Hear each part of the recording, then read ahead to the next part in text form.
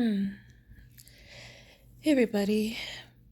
Um, I just want to start opening up and documenting certain things because it makes me feel better.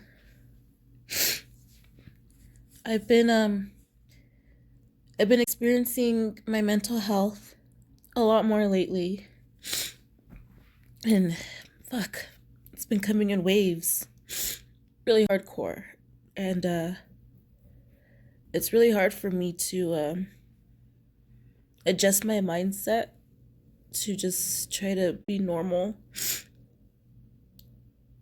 It's just never easy at all. Um,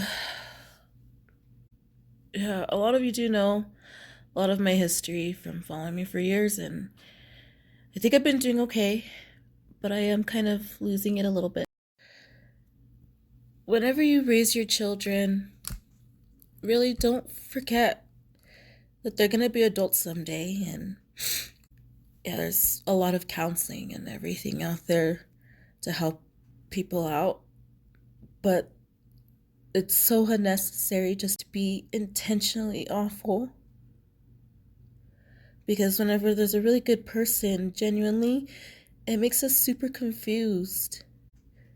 Like, the only love that I really know is loving myself, my kids, and my siblings.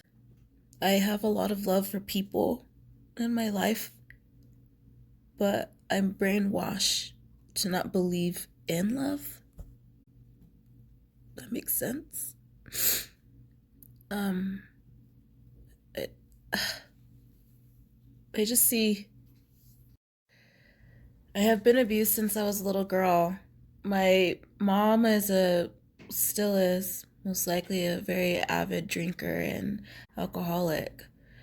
And there's been many times when I was blowing candles off my cake and wishing that she would just quit drinking. But that was my life. I lived a life with an alcoholic, and I didn't have a dad. I had plenty of stepfathers that she dated over time, and they're generally okay. They were never really that bad to me, but they never like a father. And I I never was one of those people that showed signs that needed help. So I never got help the way that I should have. And it was really unfair because I made straight A's and had good attendance in school. I didn't have any marks on my body that you can see. That time when I was growing up, it was okay to spank your children and stuff. So what was the point of reporting the unnecessary hits from the belt? There's a You can make a point across without trying to scar somebody. And there'd be times whenever I could even go to sleep on my back because my butt would have so many sores and I would have little scratches from being spanked. And I was generally a really good kid. So I would get spanked over anything that I did do wrong, even from dropping the container of Kool-Aid powder in the kitchen. It was an ass whooping. Ruining any kind of a clothing that I had, or even whenever the little boys would throw dirt in my hair at school, I was getting my ass whooped for that.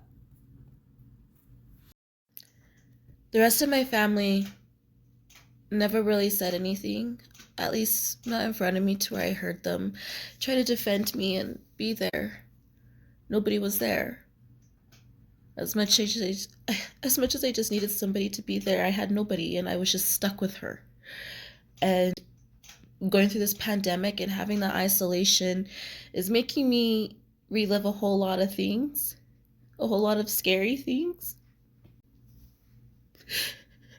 And I'm just trying to figure out how I can make my life better after this pandemic because I don't want to be this way anymore. I'm sick of it. And I'm fucking sick of being hurt. Like, I'm just sick of it. I'm done. I don't have to go through abuse anymore, but I am. Uh, man, I left home whenever I was 16. Well, about 15. I was pregnant with my daughter, and I lived with my daughter's parents and him. And that was finally my way out. And me and him had a very hostile, toxic relationship. We argued all the time, and it wasn't necessarily a better place to be, but it was a lot easier than what I was in. So it was pretty much like I was stuck between a rock and a hard place, and being underage and not having anywhere to go, and I have a new baby. It was really difficult whenever I was underage and being pregnant and raising a child. But I was happy that I was able to get away from her. And ever since I had turned 16 years old, I haven't ever lived with her. She's lived with me, but I've never lived with her ever since then. I'm doing a lot of research, and hopefully, as soon as all this is over, I can actually go and be diagnosed, so I can get proper medications and, what I need to cope through this. But I just have to relive so many moments of those times when my mom said that she loves me. And in my eyes, the way that I love people and I do things, it's not the same kind of love. So she's manipulated my mind and destroyed something that should be so innocent and so easy to provide. And she's made it difficult for me. It's very hard for me to love one individual in the way that they need to be loved. And it's my fault. It is. And I'm sorry.